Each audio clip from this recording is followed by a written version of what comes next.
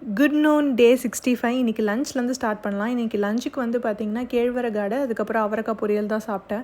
இப்போல்லாம் வந்து கேழ்வரகு அடை வந்து டெய்லி ஒரு மீலில் வந்து ஆட் பண்ணுற மாதிரி பண்ணிக்கிறேன். ஏன்னா எனக்கு அதோட டேஸ்ட் வந்து ரொம்ப பிடிச்சிருச்சு.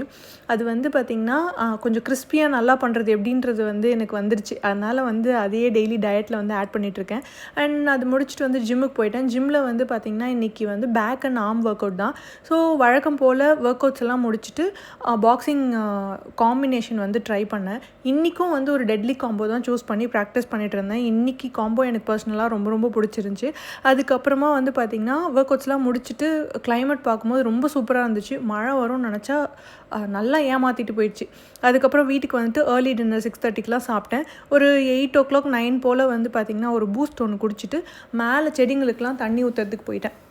ஏன்னா மார்னிங்கில் வந்து செடிக்கு தண்ணி ஊற்ற முடியல. அதனால் வந்து நைட்டு நான் மாற்றிக்கிட்டேன். ஸோ செடிங்களுக்கெலாம் தண்ணி ஊற்றிட்டு அதுக்கப்புறம் என்னோடய ஸ்கின் கேர்லாம் பண்ணிவிட்டு தூங்கிட்டேனா அப்படின்னு கேட்டால் இல்லை. அதுக்கப்புறம் ஒரு மூவி ஒன்று பார்த்தேன், இந்த யங் விமன் அண்ட் த சீ.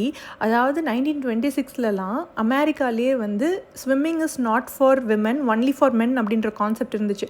அதெல்லாம் உடச்சிட்டு இவங்க வந்து இங்கிலீஷ் சேனல் க்ராஸ் பண்ணி ஒரு பெரிய சாதனை பண்ணியிருக்காங்க. இது வந்து பேஸ்ட் ஆன் ட்ரூ ஸ்டோரி தான். ஸோ இவங்க அந்த இங்கிலீஷ் சேனல் க்ராஸ் பண்ணதுக்கப்புறமா இது வரைக்கும் டில் நவ் எந்த அத்லெட்டுக்குமே அந்தளவுக்கு பெரேட் வந்து நடந்ததில்லை அப்படின்றது தான் history. So such a good movie. உங்களுக்கு டைம் இருந்தால் வந்து டவுன்லோட் பண்ணி பாருங்கள்.